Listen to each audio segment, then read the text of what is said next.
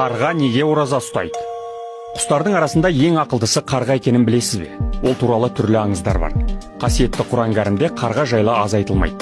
Жер бетіндегі ең алғашқы қылмысты жасап, өз бауыры Абылды өлтірген Қабылға адам денесін көмуді осы қарға үйреткен деседі.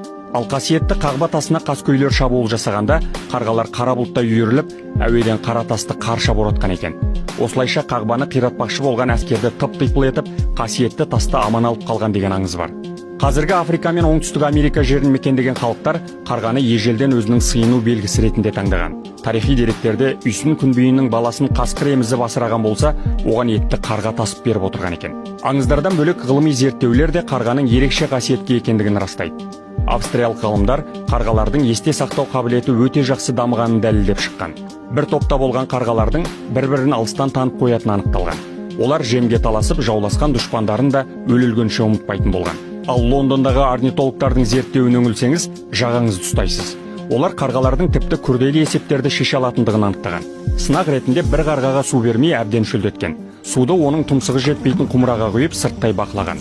Ал қарға болса, суға тұмсығы тигенше құмыраға түрлі заттарды толтыра отырып, ол аз десеңіз, суға батпай тұрған резина мен пластмасса сияқты заттарды қайта шығарып тастаған. Құстардың бұл түрі бағдаршамның түстерінде ажырата алатын қасиетке ие. Мәселен, қарғаның жолда жатқан жемтікке бағдаршамның қызыл түсі жанғанда ғана ұшып барып, ал жасыл жанғанда қайтып ұшып кететіні белгілі болған. Сондай-ақ қарға адамның қолындағы таяқ пен мылтықты ажырата алатын көрінеді. Егер алыстан мылтық ұстаған жан көрсе, бірден ұшып кетеді де, ал адамды таяқпен көрсе, ол қасына жақындағанша үрікпейді екен. 2011 жылы Қарағанды мен Маңғыстау облысының тұрғындары таңғаларлық жағдайдың куәсі болғанын білеміз. Жергілікті адамдар қара қарғаның бірнеше рет «Алла» деп дыбыс шығарғанын байқаған.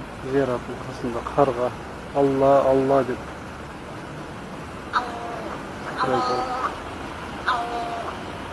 Қарғалар 40 күн шіліңгір шілдеде ораза ұстайтын жалғыз құс. Олар осыншама уақыт бойы өзен жағасын мекендеп, аузын аңқита ашып, ағын судың ылғалымен шөлін қандырады екен. Осылайша 40 күн бойы нәр татпай ағзасын тазалайды. Сондай-ақ асқазаны тез қорытатын қарғаның бұл қасиетімен ешбір құс теңесе алмайды екен.